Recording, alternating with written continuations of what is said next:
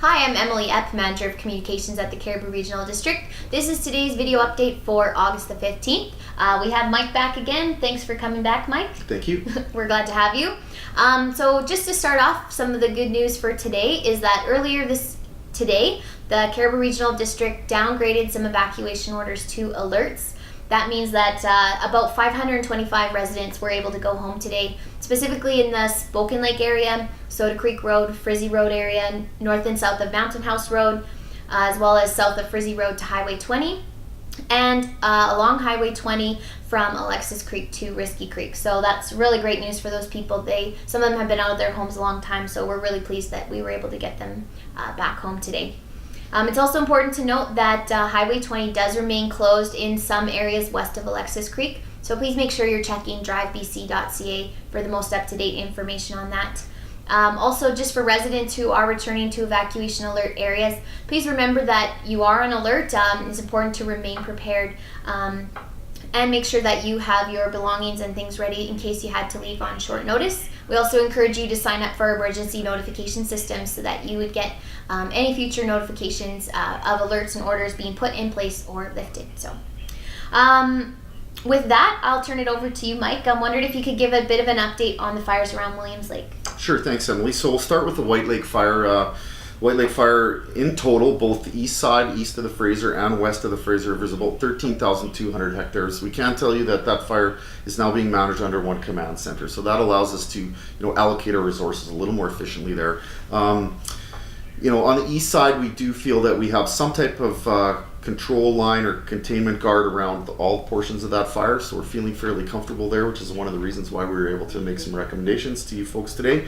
On the west side, our crews continue to focus on that western flank that's up against the river and the northern portion. We will be building control lines in there, and we have seen minimal hotspots in the south on that fire, so that's also some good news. Just continuing our efforts, but again, not much growth on that fire, particularly on the east side in the last few days. Wildwood Fire, 13,000 hectares. There's still a lot of visible smoke in that fire, particularly up in the northeast portion, and that's where our crews again will be focused. These hotspots, though, we do believe are internal to the fire. They're not a threat to breach any of our control lines that we have in play. That's what the crews are telling me, so that's great news as well. But folks can expect to see, continued smoke, and I've said before, you can see that right till winter, and that's likely going to be the case. We now onto the Spokin Lake Fire. Spokin Lake Fire is about 3,500 hectares. We continue to work on securing the perimeter of that fire. So as I've talked about, we've been scanning these perimeters with the infrared scanner and seeking out the hot spots on the edges. Now our crews will be starting to work into the middle area of that fire to try to, get these hot spots under control and cool them down.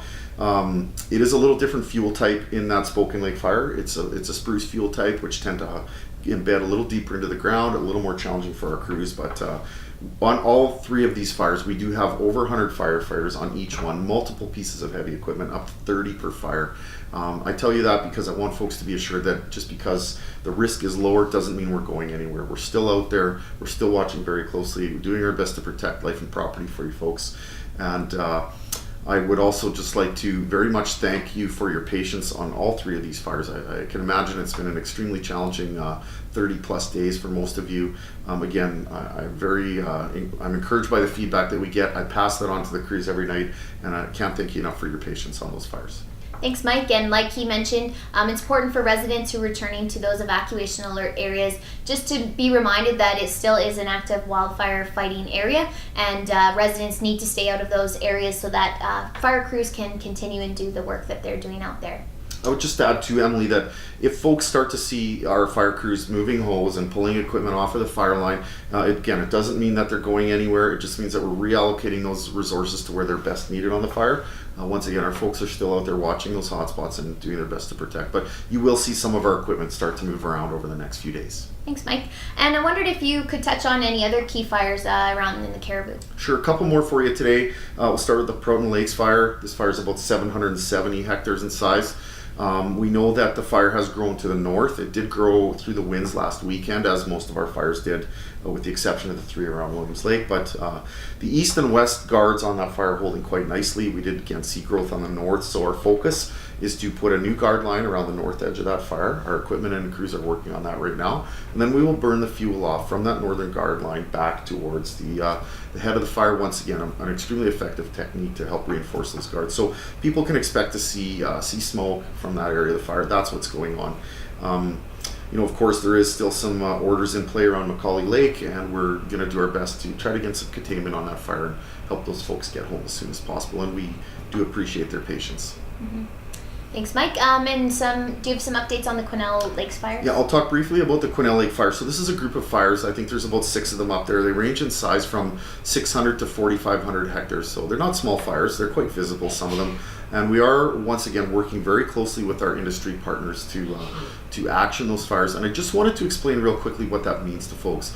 The BC Wildfire Service would work with the industry groups out there who are using their equipment, their expertise, and their knowledge of the area to work these fires in a ground type they're familiar with. But what we would be offering would be, helicopter support if they need it. We would be talking to them regularly with our fire expertise and sort of trying to guide them in their decision making as they move forward, and also offering some knowledge from our fire behavior analysts and our growth model predictors, and we'll be providing that. We have been providing that multiple times a day. We're going to continue to do that for the folks up there. A little bit more challenging up in the Quesnel Lakes area. Again, the fuel type is different.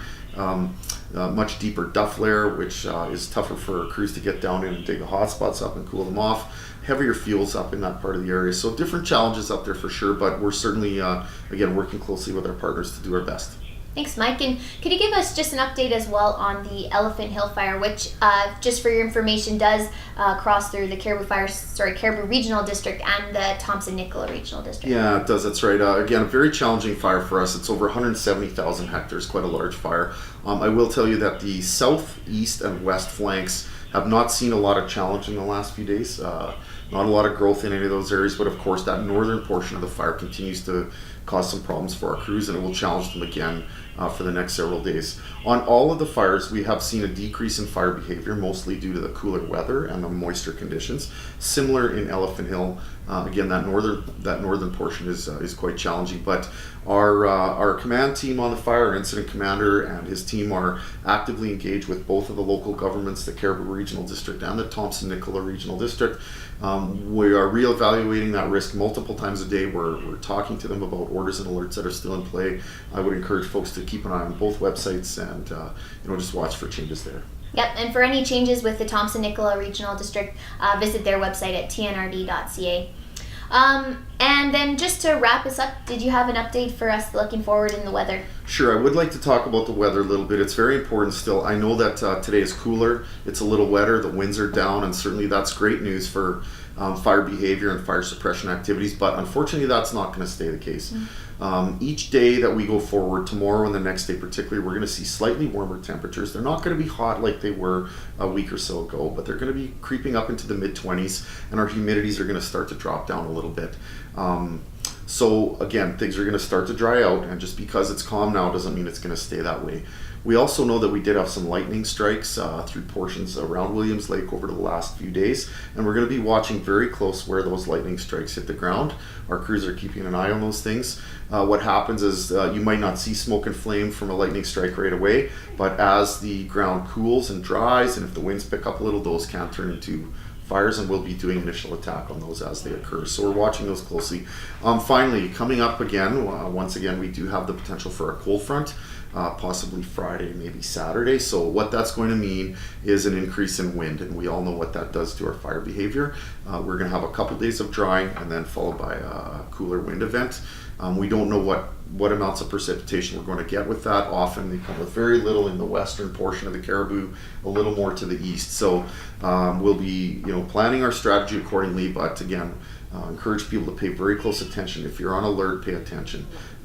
We do know that our fires are going to grow again. We do know that's a fact. We are going to get some wind. So that's the weather, and that's what we're looking at down the road. Thanks, Mike. Stay tuned for more video updates. Tomorrow we plan to touch a bit more on the fires out west in the Chilcotin as well as west of Quesnel. So thanks for joining us, and stay tuned for tomorrow.